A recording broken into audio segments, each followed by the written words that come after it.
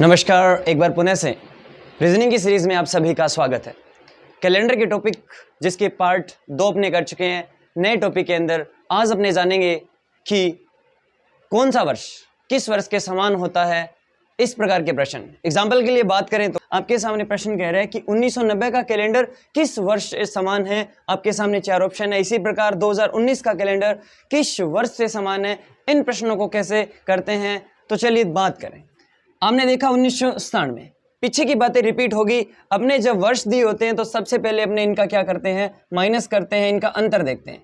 1997 और 1990 का कितने का अंतर है, 7 वर्ष का। कितने का अंतर है, 7 वर्ष। उसके बाद में इसके अंदर अपने ओ डेज निकालने के लिए 7 निकाल लिया और इसमें क्या जोड़ते हैं, जितने लीप ईयर है। अब बताइए 1990 से 1997 के बीच में कितने लीप ईयर आते हैं, तो आपने कहा 1992 आता है और 1996 आता है। तो टोटल कितने हो गए, 2। तो 2 लीप ईयर ये हो गए। टोटल काउंट करेंगे 9 में किसका डिवाइड किया जाता है, वो डेज में 7 का डिवाइड किया जाता है। आप देखोगे तो कितना आएगा, 2 आएगा। अब आपको पता है समान होने के लिए, एक जैसा होने के लिए ओ डेज कितने होने चाहिए, ओ डेज 0 बचने चाहिए, लेकिन यहाँ 2 बच रहे हैं। इसका मतलब ये नहीं हो सकता। सेकंड में आपने देखा 1996। आप बताइए 1990 और 1996 कभी क्या एक जैसे हो सकते हैं, कभी नहीं हो सकते। क्यों नहीं हो सकते, क्योंकि 1990 में आप देखोगे 4 का भाग देके पीछे के 2 अंकों में, तो ये कौन सा वर्ष आएगा, नॉर्मल ईयर आएगा। लेकिन जब आप 1996 में अगर भाग दोगे तो ये लीप ईयर है। आपको पता है कभी भी नॉर्मल ईयर लीप ईयर के एक जैसा, लीप ईयर के जैसा नहीं हो सकता। थर्ड के अंदर भी ये कभी नहीं हो सकता। क्यों नहीं हो सकता, क्योंकि ये भी कौन सा वर्ष है, लीप ईयर है। ये एक शताब्दी वर्ष है जिसमें 400 का भाग देखकर अपने चेक करते हैं, ये भी नहीं हो सकता। अब अपने चेक करते हैं 2001। उत्तर तो यही होना चाहिए, क्योंकि 3 ऑप्शन नहीं हो सकते तो चौथा होना चाहिए। फिर भी अपने चेक करते हैं। आपने देखा 2001 और 1990 का अंतर। जब अंतर देखोगे तो आपने देखा कितने का आ रहा है, 11 का। उसके बाद में आप कितने लीप ईयर है काउंट करेंगे, तो इसके अंदर 1992, फिर 1996 वाला और आपको पता है 2000 वाला। ये कितने लीप ईयर है, 3 लीप ईयर, जिनके अंदर 4 का भाग जाता है, वो काउंट करेंगे। टोटल कितने हो गए, 11 और 3 कितने हो गए, 14। इसमें 7 का डिवाइड करेंगे, शेषफल कितना बचेगा, 0। ओडे 0 बच रहा है। इसका मतलब जिसका ये 1990 वाला कैलेंडर है वो 2001 के जैसा होगा। नेक्स्ट में बात करें, आपने देखा 2019, ये कौन सा वर्ष है। आप सबसे पहले चेक करोगे तो ये कौन सा वर्ष है, नॉर्मल ईयर। कैसे चेक किया, 19 के अंदर 4 का भाग देकर अपने देखते हैं। अगर आपको ये चीजें नहीं समझ आ रही है कि नॉर्मल ईयर और लीप ईयर कैसे निकालते हैं, तो इसका पार्ट नंबर 1 देखिए। कैलेंडर का पार्ट नंबर 1 में यही चीजें बताई गई है, तो कृपया करके सबसे पहले वो देखिए, उसके बाद में आपको जरूर समझ आएगा। अब ये नॉर्मल ईयर है, इसका मतलब ये वाला कैलेंडर किसके जैसा नहीं हो सकता, लीप ईयर के जैसा कभी नहीं हो सकता। क्या यहाँ कोई ऐसा वर्ष तो नहीं है जो लीप ईयर है। तो आपने देखा कि ये वाला वर्ष अगर आप ध्यान से देखोगे तो 24 में किसका भाग जा रहा है, 4 का पूरा पूरा जा रहा है, ये लीप ईयर है। इसका मतलब ये वाला नहीं हो सकता। इधर भी आपको दिख रहा होगा 28, तो 28 में भी किसका भाग जा रहा है, 4 का जा रहा है। ये भी एक प्रकार का लीप ईयर है, पूरा पूरा जा रहा है। इसका मतलब कभी भी नॉर्मल ईयर लीप ईयर के साथ एक जैसा नहीं हो सकता। ये दोनों तो कटे गए। अब ऑप्शन बचे 2, इनमें पीछे के में 4 का भाग नहीं जा रहा, नॉर्मल ईयर है। अब अपने चेक करेंगे, ओडेज निकालेंगे। ओडेज निकालने का तरीका आपने पीछे की कक्षा में जान चुके हैं। 2026 में से 2029 का अंतर देखेंगे, कितने का अंतर आया। अब ध्यान से चेक करोगे तो आप घटाओगे, टोटल कितने का आ गया, 7 का। उसके बाद में इसमें लीप ईयर कितने, आपने देखा 2019 के बाद में 2020, एक तो 2020 लीप ईयर है, उसके बाद में 2024, ये 2 लीप ईयर काउंट होंगे। आपको पता है टोटल 9 हो गए। 9 में किसका भाग दिया जाएगा ओडेज निकालने के लिए, 7 का, और 2 बचेगा शेषफल। अब आपको पता है जब 2 शेषफल बच रहा है, इस कंडीशन में अपने क्या नहीं कर सकते, इसको आंसर नहीं मान सकते, क्योंकि कैलेंडर तभी एक जैसा होगा जब ओडेज है वो 0 बचे या 7 का। आगे देखिए, अपने बात करें 2030 के अंदर, तो यहां देखेंगे इन दोनों का अंतर 2030 और 2019 का अंतर कितने का है। आप ध्यान से देखोगे तो 11 का। कितने का, 11 का। फिर अपने क्या करते हैं, इसमें लीप ईयर देखते हैं। लीप ईयर काउंट करेंगे तो एक तो 2020 वाला, उसके बाद है 2024, उसके बाद है 2028। क्या आगे वाला 2032 वाला लेंगे, नहीं, वो आगे चला जाएगा। 3 लीप ईयर काउंट करेंगे, टोटल कितने हो गए, 14। 14 में 7 का पूरा पूरा भाग जा रहा है, पूरा पूरा भाग जा रहा है, तो रिमाइंडर शेषफल या ओ डेज कितने बचेंगे, 0 बच रहे। इसका मतलब उत्तर क्या हो जाएगा आपका, 2030। कुछ एक और प्रश्नों के ऊपर अपने प्रैक्टिस करते हैं। अब आप जान चुके हैं कि कौन सा कैलेंडर समान होता है जिसके अंदर ओड डेज की संख्या अगर 0 बचती है तो वो वाला कैलेंडर है वो दूसरे कैलेंडर के साथ क्या होता है, समान होता है। और एक बात और जान चुके हैं कि कोई भी लीप ईयर है वो दूसरे लीप ईयर के साथ ही समानता रखेगा और एक नॉर्मल ईयर है वो नॉर्मल ईयर के साथ ही समानता रखेगा। नेक्स्ट प्रश्न के अंदर बोल रहे हैं कि 2017 का कैलेंडर किस वर्ष के समान होगा। तो अपने चेक करते हैं कि ये कौन सा वर्ष है। आपने देखा ये एक प्रकार का कौन सा वर्ष है, एक प्रकार का नॉर्मल ईयर है। नॉर्मल ईयर है वो लीप ईयर के साथ कभी भी नहीं हो सकता। पहला चेक कीजिए सबसे पहले, ये नॉर्मल है या लीप है। आपने देखा ये लीप ईयर है। क्यों? क्योंकि 4 का भाग जा रहा है पीछे के 2 अंकों में, तो ये कभी भी नहीं हो सकता। ये वाला हो सकता है, ये वाला नहीं हो सकता क्योंकि ये कौन सा वर्ष है, लीप ईयर है। तो ये वाले ऑप्शन हो सकते हैं। उसके बाद हमने क्या करेंगे, इन दोनों का क्या करेंगे, डिफरेंस, अंतर करेंगे। अंतर आप देखोगे तो कितने का है, 6 का। उसके बाद में अपने लीप ईयर काउंट करेंगे, लीप ईयर कितने होंगे तो आप देखोगे तो यहाँ पे 2000 क्या आ रहा है, 20। उसके अलावा कोई भी लीप ईयर नहीं आ रहा। तो एक काउंट करेंगे, टोटल कितने हो गए, 7, और 7 में 7 का डिवाइड करेंगे तो बताओ कितना शेषफल बचेगा। दैट मीन्स कितना ओड डेज बचेगा, 0। और आपको पता है जब 0 बचते उत्तर क्या होता है, वही होता है। अब आपके दिमाग में आ रहा है कहीं 2025 वाला भी अपने चेक कर सकते हैं, कहीं ये तो आंसर नहीं है। आप देखोगे दोनों का अंतर कितने का है, आपने देखा 8 का। उसके बाद हमने टोटल देखेंगे लीप ईयर कितनी है। लीप ईयर आप देखोगे तो चलना स्टार्ट करोगे, एक तो 2020 आएगा और एक 2024। कितने लीप ईयर आएंगे, 2। काउंट किया तो कितना हुआ, 9। 9 में 7 का डिवाइड करेंगे, 7 का भाग देंगे, ओड डेज की संख्या कितनी आ जाएगी, 2। और आपको पता है ओड डेज कितने बचने चाहिए, 0 बचने चाहिए। अगर कोई भी कैलेंडर किसी वर्ष के साथ समान होगा तो 0 होना चाहिए। नेक्स्ट प्रश्न के ऊपर ध्यान देंगे। सबसे पहले देखा 2024 का कैलेंडर किस वर्ष के समान है। सबसे पहले अपने ध्यान देंगे तो ये 24 में 4 का भाग पूरा जा रहा है, ये कौन सा वर्ष है, लीप ईयर है। अब आपने देखा कि लीप ईयर के साथ ही समानता रखेगा। आपने देखा 38 के अंदर पीछे के 2 अंकों में 4 का भाग नहीं जा रहा है, इस कंडीशन में नॉर्मल ईयर है। ये वाला कैलेंडर कभी भी इस कैलेंडर के एक जैसा नहीं हो सकता। हाँ, कुछ महीने एक जैसे हो सकते हैं लेकिन कैलेंडर एकदम एक जैसा नहीं हो सकता। 2036 है, ये भी हो सकता है क्योंकि ये लीप ईयर है, ये भी लीप ईयर है, ये भी लीप ईयर है और ये भी क्या है, लीप ईयर है। अब ऑप्शन 3 अपने को क्या करने पड़ेंगे, चेक करने पड़ेंगे। चलिए बात करें। आपने देखा सबसे पहले देखने के लिए अपने क्या करेंगे, ओड डेज करेंगे। 2036 में से 2024 जाएगा तो कितना बचेगा, आप देखोगे 12 बचेगा। उसके बाद में अपने लीप ईयर काउंट करने हैं। अब यहाँ थोड़ी सी बात ध्यान देने की जरूरत है।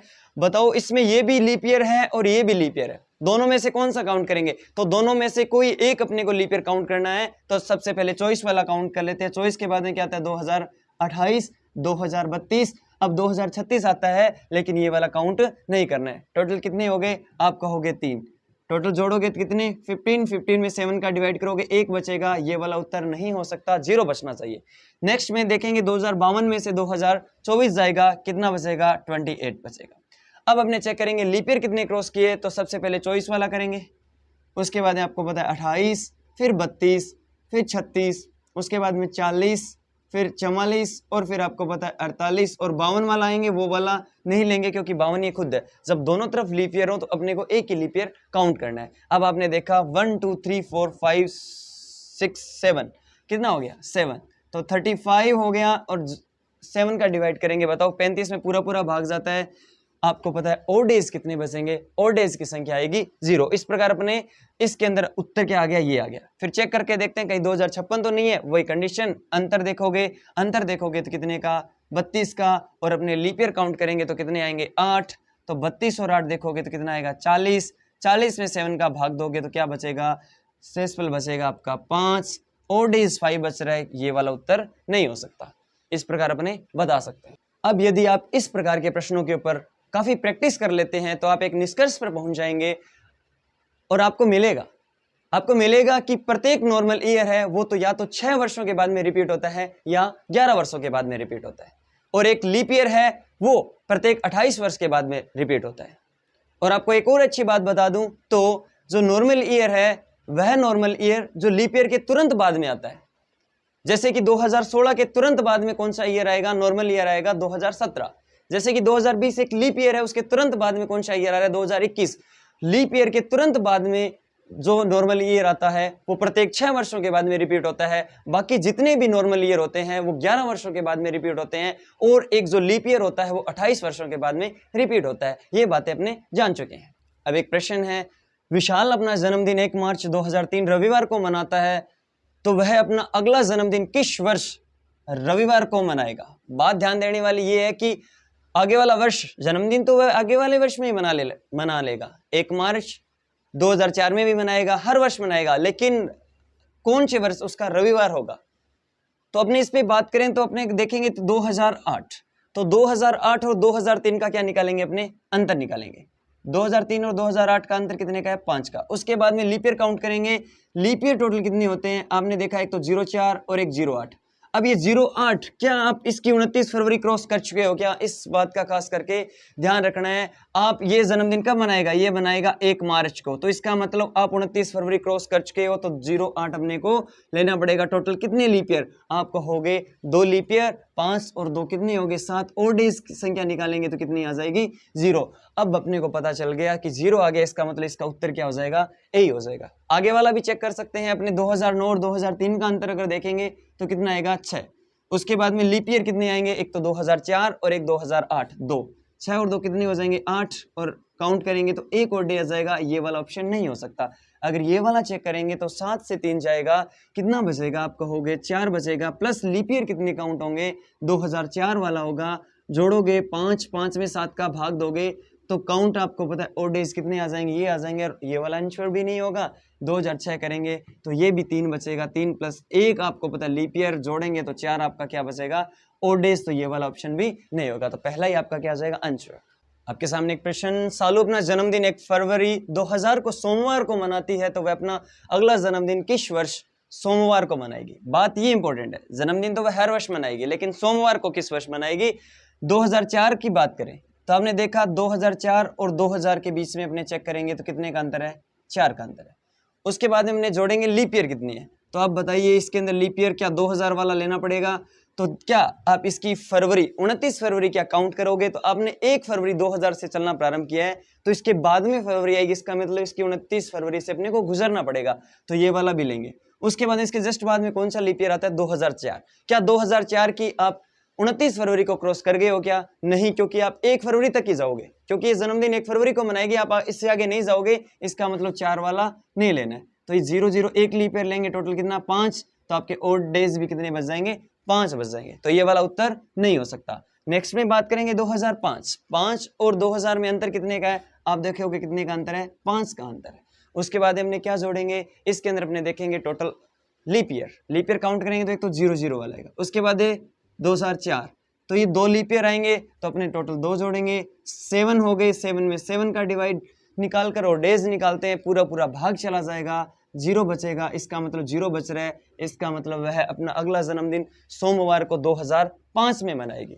आगे वाले ऑप्शन को गलत ही हो गए। अब अपने जानेंगे कि किसी भी शताब्दी की शुरुआत किस दिन से होती है और उसका अंत किस दिन से होता है। अब मैं आपको बताऊं तो प्रथम शताब्दी 100 वर्षों के अंदर ओड डेज कितने होंगे, 200 वर्षों में ओड डेज कितने होंगे, 300 वर्षों में ओड डेज कितने होंगे और 400 वर्षों में ओड डेज। और आपको पता है कि टोटल 400 वर्षों का अगर अपने को पता चल जाता है तो प्रत्येक 400 वर्षों के बाद में प्रत्येक 400 वर्ष रिपीट होते हैं। दैट मीन्स इसका मतलब क्या हुआ, अपने पास जो कैलेंडर आज अपने जो कैलेंडर यूज करते हैं वो सिर्फ प्रथम 400 वर्षों का ही बना हुआ है, उसी को सेम रिपीट करते जाते हैं। वो सेम 400 वर्षों को क्या करते हैं, आगे के 400 वर्षों में रिपीट करते हैं, फिर आगे के 400 वर्षों में रिपीट करते हैं। अब अगर मैं बात करूं तो अगर मैं यहां लिख रहा हूं ईयर और यहां मैं लिख रहा हूं टोटल लीप ईयर कितने अपने, क्योंकि ओडेज निकालने के लिए टोटल ईयर और लीप ईयर को काउंट करके अपने ओडेज निकालते हैं, और यहां मैं लिखूंगा ओडेज। इसके साथ ही मैं आपको एक बात बता दूं, अगर आपको कहा जाए कि 1 जनवरी 1 ईस्वी को जब शुरुआत हुई थी कैलेंडर की, उस समय कौन सा वार था, तो उस समय आपका मंडे था, सोमवार से शुरुआत कहा जाता है, तो मंडे होता है MON, मंडे, सोमवार। अब बात करें अगर प्रथम शताब्दी के अंदर देखिए तो कितने वर्ष होते हैं, 100 और 200 और आपको पता है 300 हो गए, और चतुर्थ शताब्दी तक टोटल वर्ष कितने हो जाएंगे, 400। लीप ईयर की बात करें तो प्रथम शताब्दी तक कितने वर्ष हो जाएंगे, 24। 200 वर्षों में कितने लीप ईयर, 24 और 24 कितने, 48।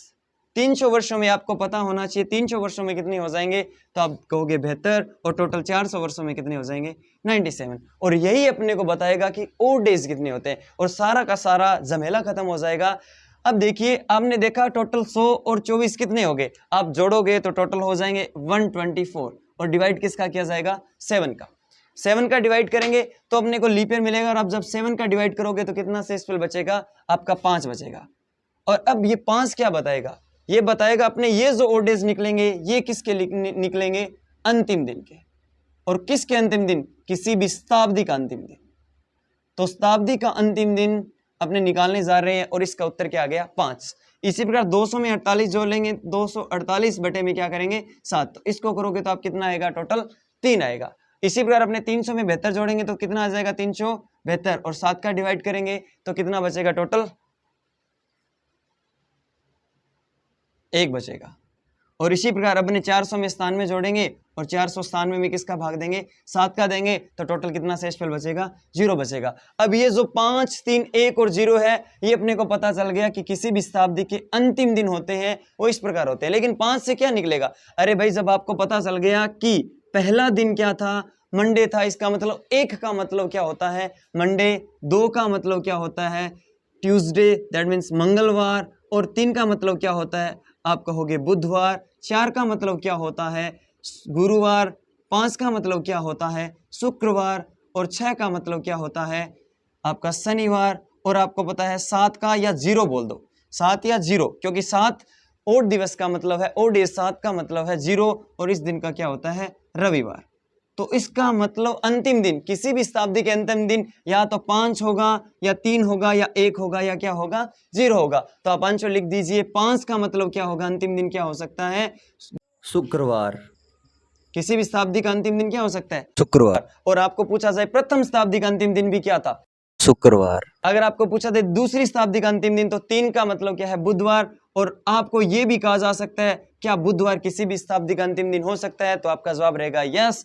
इसके बाद 1 का मतलब क्या है, मंडे, दैट मीन्स सोमवार। तो अपने बता सकते हैं कि थर्ड जो शताब्दी थी, तीसरी शताब्दी थी, उसका जो अंतिम दिन है वो सोमवार था। और 0 का मतलब क्या है, रविवार। और आपको पता है चौथी शताब्दी का अंतिम दिन क्या था, रविवार। लेकिन कहानी यही खत्म नहीं होती, आपको ऑप्शन में कहा जाता है कि बताइए निम्न में से कौन सा वर्ष शताब्दी का अंतिम वर्ष नहीं हो सकता। उनमें से ये 4 को 3 ऑप्शन इनमें से देते हैं और एक कोई और होता है तो वो नहीं हो सकता, और उत्तर वही क्लिक करना होता है। अब आपको पता है कि अंतिम दिन तो आपने जान लिया, लेकिन अगर आपको पूछ लिया जाए कि किसी भी शताब्दी का प्रथम दिन वर्ष कौन सा होता है, तो भाई सीधी सी बात है, जो अंतिम होगा, अंतिम से जस्ट पहला ही क्या होता है, जस्ट पहला ही, तो पहले ही दूसरी शताब्दी स्टार्ट हो जाती है ना।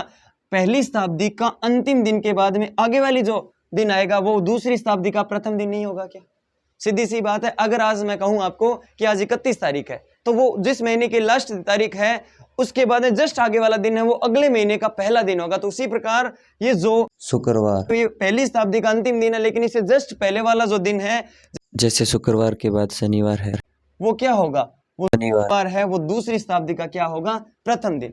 इसी प्रकार अगर मैं बात करूं बुधवार के बाद में क्या आता है, तो बुधवार के बाद में आता है आपका गुरुवार। क्या आता है, गुरुवार। इसका मतलब गुरुवार है वो तीसरी शताब्दी का प्रथम दिन है।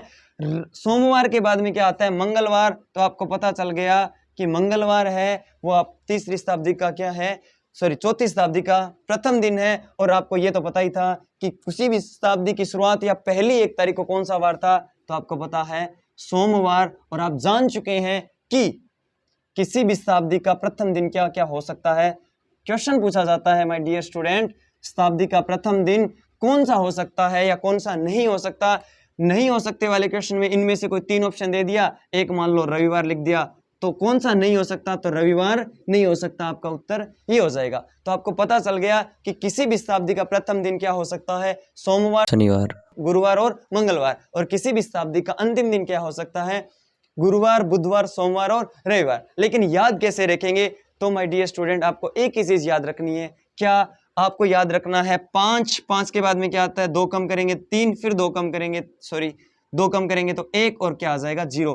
ये क्या होते हैं, ये होते हैं अंतिम दिन। ये क्या होते हैं, अंतिम दिन। और प्रथम दिन निकालने के लिए सीधी सी बात है, एक सब में 1 1 जोड़ते रहो। 5 में 1 जोड़ा तो कितना हो जाएगा 6, 3 में 1 जोड़ा तो कितना हो जाएगा 4, और 0 में 1 जोड़ के आपने 1 बना ही दिया, और 1 में 1 जोड़ोगे तो क्या हो जाएगा 2। इस प्रकार अपने बता सकते हैं कि ये वाले जो होते हैं, ये कोड वाले तो कौन से दिन होते हैं, किसी भी शताब्दी का प्रथम दिन होता है, और ये क्या होता है, अंतिम दिन।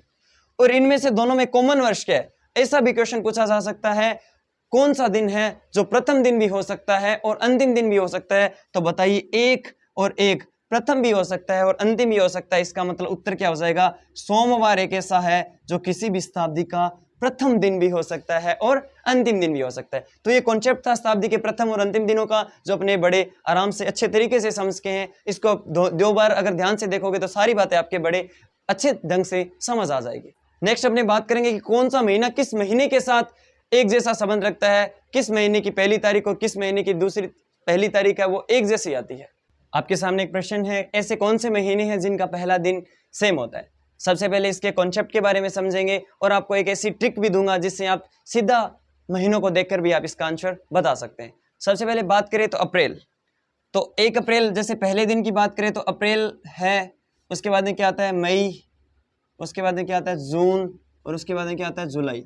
तो पहले के अंदर ऑप्शन 4 है। तो सबसे पहले देखिए तो अप्रैल 1 अप्रैल के बाद में हमने जब पीछे के प्रश्नों के अंदर पार्ट 2 के अंदर देखा था कि बचे हुए दिन लेते हैं, उसके बाद आगे महीने के कोड लेते हैं। तो देखिए तो अप्रैल होती है कितने की, 30 की तो 1 तारीख की पहला दिन तो निकल चुका है, तो बचे हुए दिन कितने हैं, 29। उसके बाद में मई होती है 31 की, तो 31 के लिए कोड क्या रहता है, 3, क्योंकि 7 का डिवाइड करेंगे। पीछे की कक्षा में अपनी ये चीजें जान चुके हैं। जून 30 की होती है तो क्या रहेगा, 2, और जुलाई की 1 तारीख की बात कर रहे हैं तो 1 पे अपने कर देंगे। टोटल अगर ओड डेज 0 आएंगे तो आपका आंसर आ जाएगा 29 और ये टोटल 6, 29 और 6 जोड़ोगे तो कितना हो जाएगा 35 में 7 का डिवाइड करोगे 0। इसका मतलब ऑप्शन नंबर पहला ही क्या हो रहा है, सेम हो रहा है। तो क्या कोई और महीने भी सेम हो सकते हैं क्या, हमने चेक करके देखते हैं। अप्रैल के बाद में क्या आ रहा है, अप्रैल की 29, फिर मई के बाद है जून, मई के लिए 3 और जून की पहली तारीख तो 1।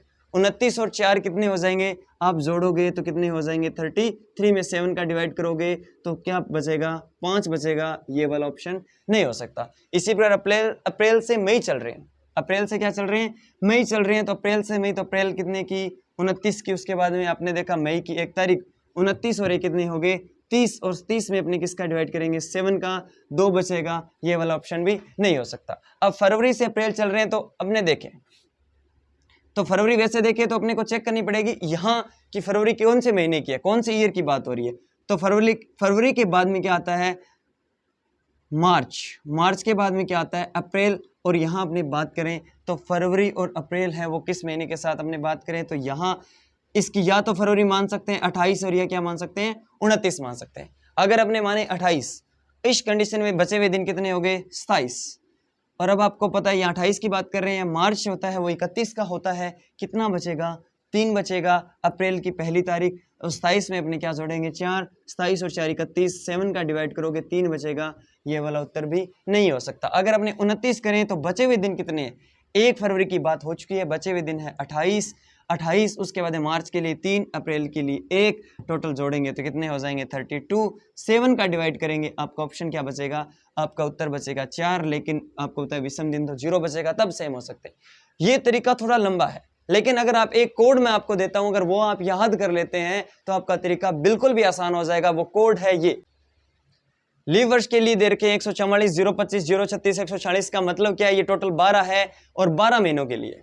इसी प्रकार लीव वर्ष के लिए ये 12 कोड हैं और 12 महीनों के लिए। इनका क्या मतलब होता है, सबसे पहले इनको याद कैसे करेंगे, इनका यूज क्या है, उससे पहले ये याद करनी जरूरी है। और याद करने का तरीका सिंपल है। सबसे पहले 144 आपने देखा तो अपने याद करेंगे 12 की स्क्वायर, 12 की स्क्वायर 144, उसके बाद में 5 की स्क्वायर, 5 की स्क्वायर 25, लेकिन अपने लिखेंगे 3 के अक्षरों में 025। उसके बाद में 6 की स्क्वायर, 6 की स्क्वायर क्या होता है 036, 3 क्योंकि 6 की स्क्वायर 36 होती है लेकिन 0 साथ में लिखेंगे। और उसके बाद में 12 की स्क्वायर प्लस में 2, तो ये हो जाएगा टोटल 12 की स्क्वायर 144 में 2 जोड़ोगे 146, तो 144, 12 की स्क्वायर, 5 की स्क्वायर, 6 की स्क्वायर और 12 की स्क्वायर प्लस में 2, 144, 025, 036 और 146। इस प्रकार याद कर लेंगे। तो लीप वर्ष के लिए कैसे याद करेंगे, लीप वर्ष में सिर्फ आगे के 2 महीनों के अंदर एक एक कम कर देते हैं। पहले के लिए जो जनवरी के अंदर लीप के अंदर जो 1 था वो यहाँ क्या है 0 है, और यहाँ जो 4 था वो यहाँ क्या 3, बाकी के बाकी सारे के सारे क्या रहते हैं सेम रहते हैं। अब इनका यूज क्या है इसके बारे में बात करें तो इसके अंदर जो भी कोड आपको एक जैसे दिखाई दे रहे हैं, उन महीनों का पहला दिन है वो सेम का क्या रहता है, सेम रहता है। आपने क्या देखा, यहाँ ये 4 दिखाई दे रहा है, यहाँ ये 4 दिखाई दे रहा है और यहाँ आपने 4 दिखाई दे रहा है। अब आपको बताइए फरवरी, मार्च और आपने देखा नवंबर, तो कोई भी लीप वर्ष का फरवरी, मार्च और जो नवंबर होता है उसका पहला दिन सेम का क्या रहता है, सेम रहता है। आपको सीधा ही देखना पड़ेगा, पलक झपकते ही आपका आंसर आ जाएगा। जिस प्रकार यहां अगर अपने बात करें अप्रैल और जुलाई, आप देखो अप्रैल और जुलाई का कोड क्या रहता है। अप्रैल और जुलाई का अगर कोड की बात करें तो यहां भी 0 और यहां भी 0, अप्रैल और जुलाई का कोड सेम सेम रहता है। इसीलिए इसका उत्तर क्या हुआ था, आपने किया था अप्रैल और जुलाई। क्यों? क्योंकि अपने को पता है इनका कोड क्या रहता है, सेम सेम रहता है। सीधा देखते ही अपने बता सकते हैं कि कौन सा महीना किस महीने के बराबर होगा। अगर अपने बात करें इस 2 की, ये वाली बात करें इस 2 की, तो यहाँ 2 कोड किसी और के साथ है, मतलब ये महीना किसी के साथ संबंध नहीं रखेगा। लेकिन ये वाला देखो महीना 6 और ये 6, आपको पता है सितंबर और दिसंबर है। जो एलिफ वर्षों के लिए सितंबर और दिसंबर का पहला दिन सेम रहता है, लेकिन यहाँ भी सेम रहेगा, क्योंकि सिर्फ जनवरी फरवरी को छोड़कर बाकी चीजें सारी की सारी क्या रहेगी, सेम रहेगी। इस प्रकार अपने बता सकते हैं। अगर आपको पूछा जाए ये जून के जैसा कौन है, तो कोई नहीं होगा, क्योंकि 5 किसी का कोड नहीं हो सकता। अगर आपको पूछा जाए अप्रैल ये इसके जैसा कौन होगा, तो इसके जैसा भी कोई भी नहीं होगा, किसमें, एलिफ में। लेकिन लीप के अंदर अगर अपने बात करें तो पहला 0 है और ये भी 0 है और ये भी 0। महीना जनवरी, अप्रैल और आपका जो जुलाई है वो क्या रहेंगे, इनके कोड सेम सेम है, तो इनका पहला दिन क्या रहेगा, सेम रहेगा। इसी प्रकार ये 3 है और ये 3 है। हमने देखा फरवरी और अप्रैल, लीप वर्ष में फरवरी और अप्रैल का पहली तारीख, मतलब जो 29 दिन होंगे या 30 दिन होंगे वो सेम के सेम रहेंगे। जितने भी दिन होंगे महीने में मैक्सिमम, वो दिन क्या रहेंगे, सेम रहेंगे। अगर अपने बात करें 4 किसके साथ संबंध रख रहा है, तो 4 आपको पता है किसके साथ संबंध रख रहा है, मार्च या नवंबर के साथ संबंध रख रहा है, नवंबर के साथ। तो देखा कि मार्च की पहली तारीख और नवंबर की पहली तारीख एक जैसी होगी। इस प्रकार अपने इसकी नहीं बता सकते, इसका नहीं बता सकते। और कोई है क्या किसी के जैसा? हाँ, ये देखो सितंबर और आपको पता है दिसंबर, ये भी आपको पता है इनकी पहली तारीख सेम होंगी, ये महीनों का कोड सेम होता है। इस प्रकार अपने बता सकते हैं। तो कैलेंडर के अंदर जितने भी प्रकार के प्रश्न होते हैं उनको हम जान चुके हैं। अब कईयों को दिक्कत होती है कि अपने सर डेट के हिसाब से विदाउट डेट भी क्या अपने वार दिन निकालना सीख सकते हैं क्या?